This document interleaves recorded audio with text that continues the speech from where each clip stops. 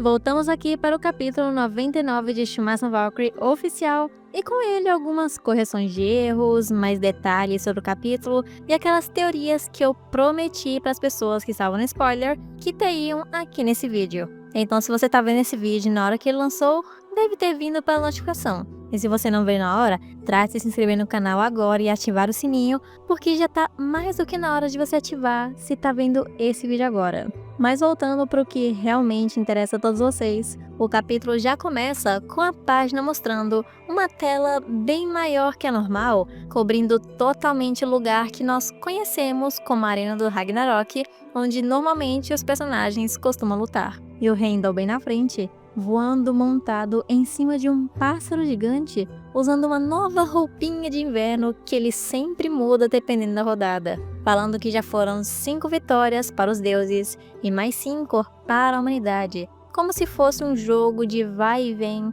na sobrevivência da humanidade, dizendo que faltam apenas nada mais nada menos do que 3 rodadas, contando com a 11ª de agora, perguntando se a humanidade está em um checkmate ou à beira de sua própria extinção, e a grande responsabilidade agora de ser capaz de salvar toda a humanidade estava nas mãos deste homem, no caso, o próprio Simohaira, que enquanto estava entrando na mais nova arena do Ragnarok, ficamos ouvindo a apresentação dele na voz do Heimdall, que conta um pouco mais sobre o seu passado, que eu verifiquei está um pouquinho mais exagerado do que o normal, dizendo que no ano de 1939 teve a Guerra do Inverno, e o exército soviético iniciou a sua invasão na Finlândia, e naquele instante, um único fazendeiro silenciosamente pegou o seu rifle e enfrentou os invasores que estavam ameaçando a sua terra natal.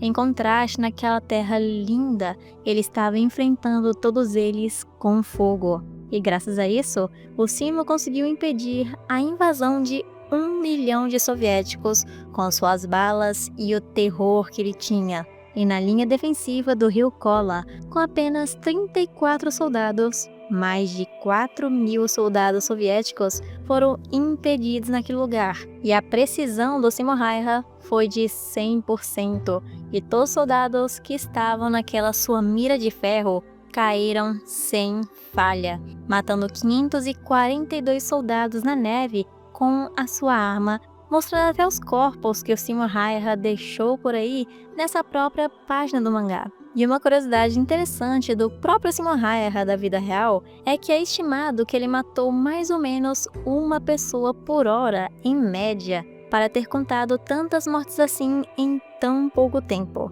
Mas voltando ao mangá, ele é dito ser o franco-atirador mais forte da história da humanidade, chamado de Morte Branca, Simohaira, entrando na arena com seu fofíssimo e lindíssimo doguinho, que, antes que vocês perguntem, graças a Deus não vai participar da batalha, porque o Simo disse um pouquinho antes dele entrar naquele lugar para ele esperar ali, porque ele apenas dar uma volta, meio que prometendo que ele vai voltar depois para ver o seu doguinho e também para ver onde ele está e que se está bem, meio que cantando a própria vitória também, não é? E chegando perto da arena, os humanos da plateia perceberam que aquela era uma floresta de bétulas da Finlândia, em um dos cenários mais lindos de uma arena que nós já vimos até o momento de todo Ragnarok. E na minha opinião, a arena mais bonita e mais diferente, que segundo o próprio mangá,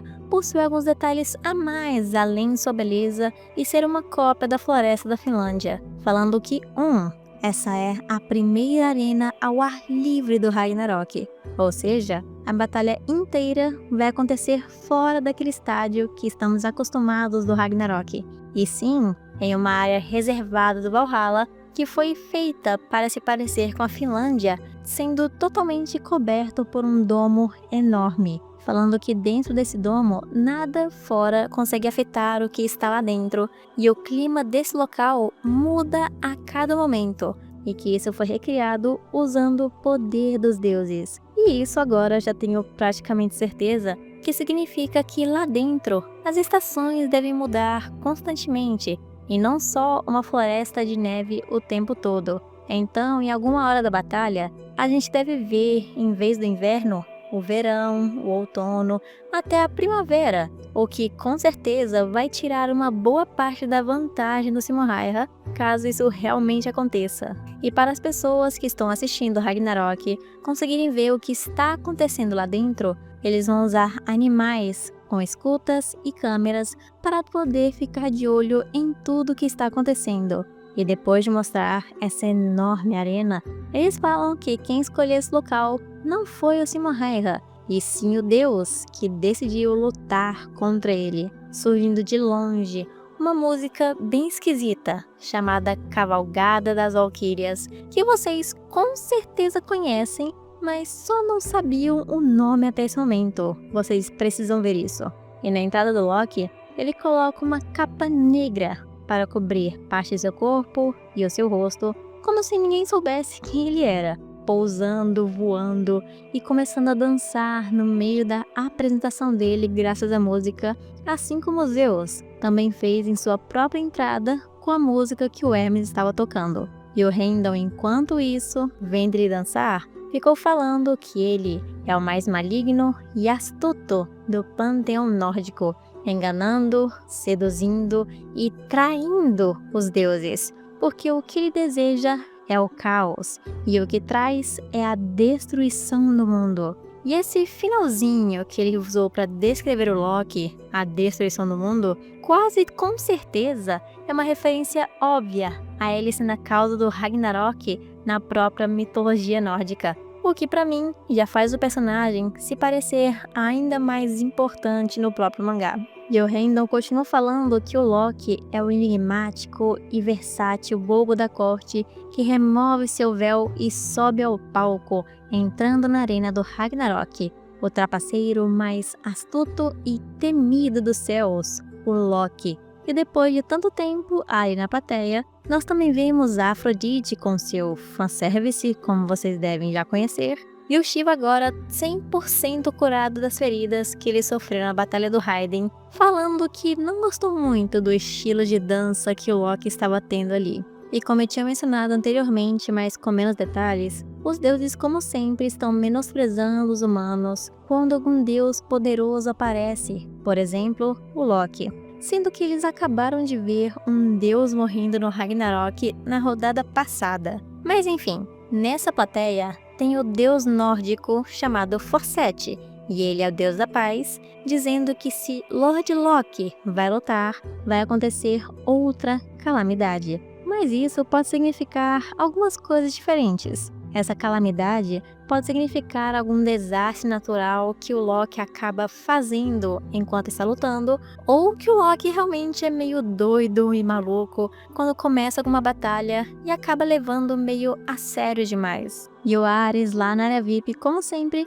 faz as perguntas que todos nós queremos saber as respostas, e uma delas é: ele se pergunta por que o Loki iria escolher algum lugar onde seu oponente tem a vantagem. E o Hermes, sendo mais inteligente até o momento, responde dizendo que não acha que o Loki faria algo apenas para se prejudicar, e que ele tem algum plano por trás disso tudo que nós vamos provavelmente descobrir mais pra frente aqui na batalha. E eu acho que esse plano é o detalhe do tempo ficar mudando constantemente lá dentro. E depois do Hermes também comentar que o Loki é um deus bastante excêntrico, o Zeus fala que a força do Loki é fora do comum, de uma forma que não importa o quão forte seja o seu oponente, ele sempre é o último a ficar de pé. E que se o Thor é chamado de o Berserker Supremo do panteão nórdico, o Loki deveria ser chamado de o Assassino Sem Rosto. O que significa que ele deve ter conseguido matar alguém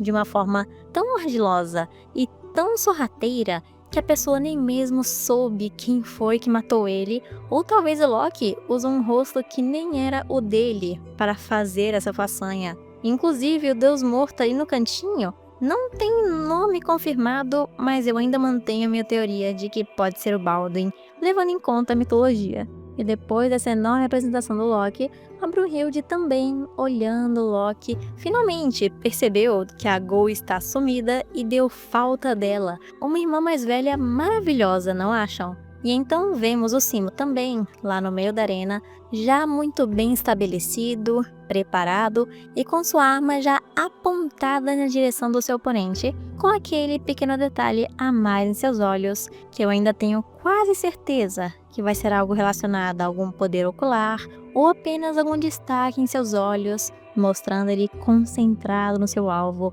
e o que ele vai fazer agora nessa batalha. E o Loki também, depois de entrar lá dentro da arena, já estava praticamente olhando diretamente onde o Simo já estava, como se soubesse, dizendo usando o megafone igual o do Heimdall, que aquele lugar se parece muito com o inferno onde o Simo lutou na guerra. Como se ele já soubesse da vida do humano e também onde ele está escondido. Mas ele diz que não precisa se preocupar com isso, porque vai acabar logo logo, mostrando a sua mais nova habilidade com uma enorme névoa saindo de suas mãos, que normalmente são usadas mais como portais, fazendo Loki então se esconder no meio daquela escuridão, apenas para momentos depois revelar 3 deuses, Odin, Thor e Hércules, que assim como os verdadeiros, são cópias perfeitas, ainda por cima com suas armas divinas, prontos para começar a batalha imediatamente.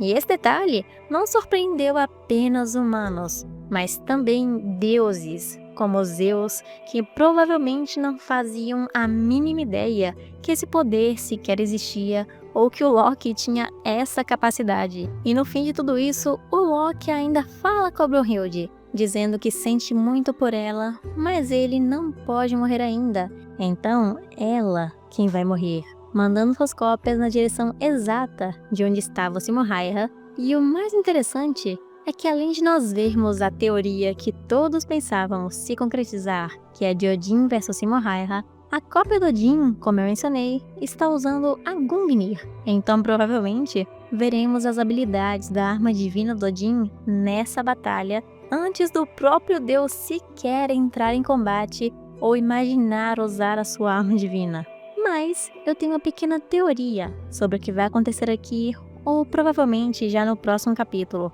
Porque o Loki, quando começou a liberar aquela névoa escura, ficou meio que escondido. Então eu imagino que ele deve ter se transformado em uma das suas cópias, como Hércules, Odin ou até o próprio Thor, como ele fez lá no começo, deixando a cópia dele mesmo, falsa, para trás como uma isca, para distrair o Simo com sua mira no lugar errado, deixando a batalha muito mais complicada. E um detalhe que com certeza vocês provavelmente nem perceberam é que o Loki mandou os seus clonezinhos para a luta antes mesmo do próprio Heimdall declarar que a batalha começou ou coisa parecida. Ele simplesmente ignorou essa regra. E eu acho que essa batalha só vai ficar um pouco mais complicada daqui pra frente, por causa que o mangá resolveu aumentar o hype de ambos os personagens. Do Simo falando que ele nunca erra o seu alvo, e o Loki que tem mais alcunhas que todos os personagens Shumatsu juntos. Então depois disso, ainda temos muito pra ver no mês que vem, com o 100º capítulo de Shumatsu no Valkyrie saindo, onde até disseram que teremos anúncios, páginas coloridas, uma nova enquete para o público e até uma entrevista que, eu espero, deve revelar muito mais informações importantes sobre o mangá ou até sobre nosso tão esperado anime. Sem falar que os spoilers têm uma pequena chance de sair mais cedo que normal. Então fiquem alertas nas notificações aqui do canal, por causa que se você não tiver a notificação ativada, pode acabar até perdendo o capítulo dos spoilers. Então se inscreve no canal para não perder nenhum conteúdo, nenhum dos spoilers, e nos vemos em qualquer outro vídeo que vocês quiserem ver aqui.